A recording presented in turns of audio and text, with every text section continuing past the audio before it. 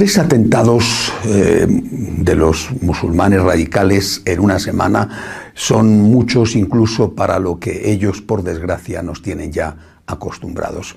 El primero de esta semana fue en Manchester y costó la vida a un buen puñado de adolescentes británicos que estaban en un concierto. En segundo ha tenido lugar en la isla de Mindanao, en Filipinas, con el secuestro de un sacerdote, varias religiosas y laicos. Todavía esto no ha terminado, no sabemos qué va a pasar. Y el tercero acaba de suceder, ha sido de nuevo contra los coptos, los cristianos coptos en Egipto, con el ametrallamiento de un grupo de peregrinos que ha supuesto de momento ya 29 muertos y muchísimos heridos. Repito, están elevando rápidamente el listón del terror. Este Islam radical que mata, sea un fruto genuino del Islam o sea una corrupción del Islam, que eso lo tendrán que ver los especialistas que no se ponen de acuerdo, este Islam radical que mata es un monstruo. Y es un monstruo que tiene que ser también radicalmente condenado. Ahora bien, cometeríamos un error si nos fijáramos solo en los frutos, en las consecuencias, en lo que están haciendo, sin ir a las raíces. Cuando uno entra en las raíces de ese Islam radical asesino, algunos piensan que se debe todo a economía. Todo es economía.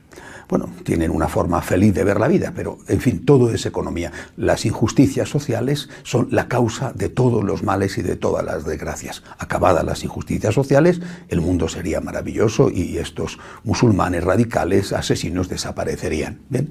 Esta es una interpretación. Otros consideran que al Islam le falta pasar por la crisis que pasó el cristianismo con el fenómeno de la Ilustración francesa.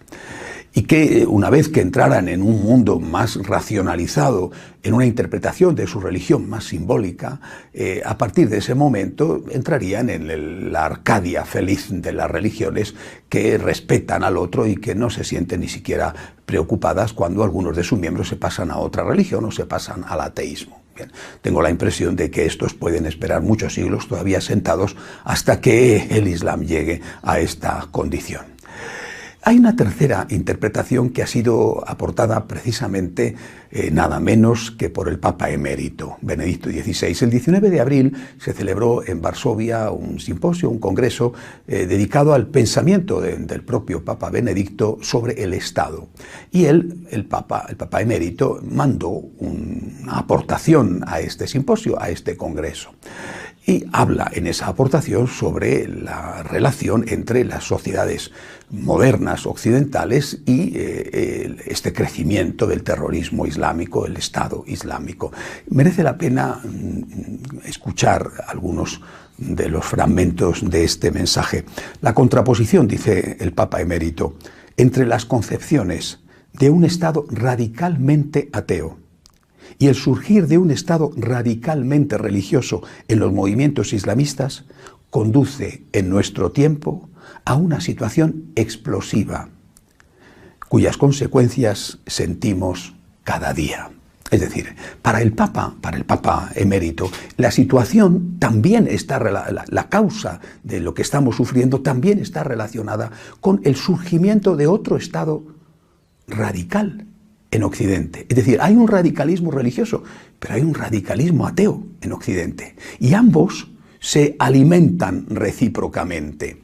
Dicho de otra manera, cuando los musulmanes en general, todos, la inmensa mayoría, contemplan lo que está pasando en Occidente con leyes como la del aborto, la de la eutanasia o el avance imparable y a veces agresivo de la ideología de género, lo que el Papa Benedicto XVI denominó la dictadura del relativismo, cuando ellos ven esto, repito, la inmensa mayoría de los musulmanes tienen un sentimiento de superioridad sobre ese Occidente y en el fondo también un desprecio sobre ese Occidente.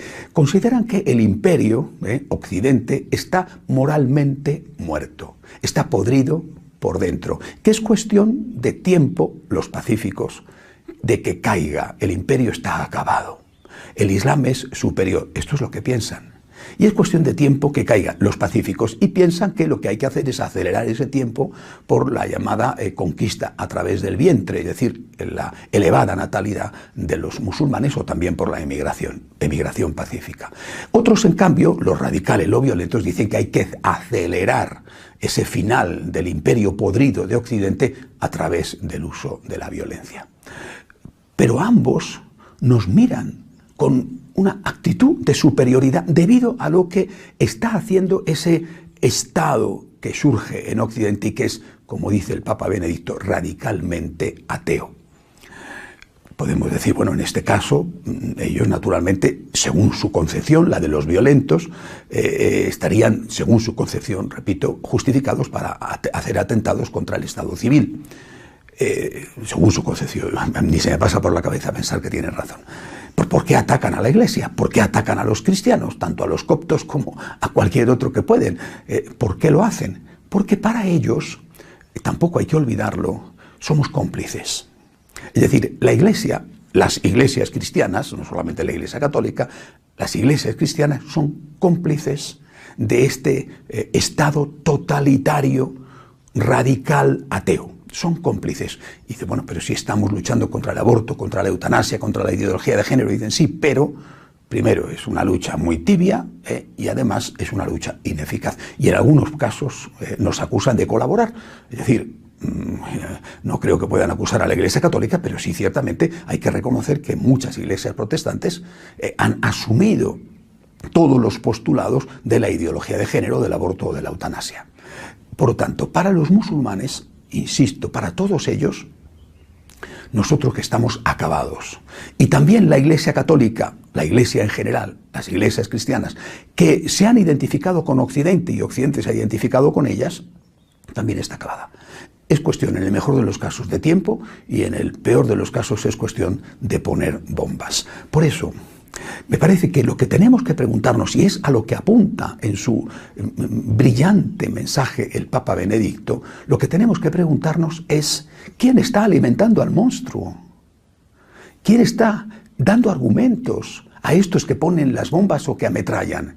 ¿Quién está alimentando al monstruo? Porque también nosotros tenemos una parte de responsabilidad. Es decir, cuando ellos ven estas leyes totalmente permisivas que agreden a la familia, que agreden a la vida, aunque ellos vean la superioridad técnica y económica de Occidente, desprecian a ese Occidente, incluso aunque quieran beneficiarse de esa situación económica, por ejemplo, con la inmigración. Lo desprecian, se sienten superiores. Y algunos de ellos lo que hacen es poner bombas y matar. Es decir, nosotros, unos con su acción y otros con su omisión o poca acción contraria, estamos alimentando al monstruo. De alguna manera, el radicalismo islámico, no digo totalmente porque sería demasiado sencillo encontrar una sola causa, pero de alguna manera el radicalismo islámico está siendo justificado por el radicalismo ateo de Occidente. Los dos radicalismos se alimentan el uno al otro. En la medida, decía el Papa Benedicto, en que consigamos presentar un modelo de Estado que sea respetuoso de verdad para el ser humano y para los auténticos derechos humanos, sino para todo esto que se está camuflando como derecho humano, en esa medida les estaremos quitando las armas ideológicas, la argumentación ideológica, les estaremos quitando la base para poder decir esto está acabado y debemos terminar definitivamente con ellos. Si Occidente está acabado porque Occidente es ese radicalismo ateo, es inevitable que el Islam entre. Por tanto, también es responsabilidad nuestra de los católicos demostrar que Occidente no está acabado, porque aquí hay alguien que lucha seriamente, pacíficamente, por la vida, por la familia y por el derecho de los padres a educar a sus hijos. Hasta la semana que viene, si Dios quiere.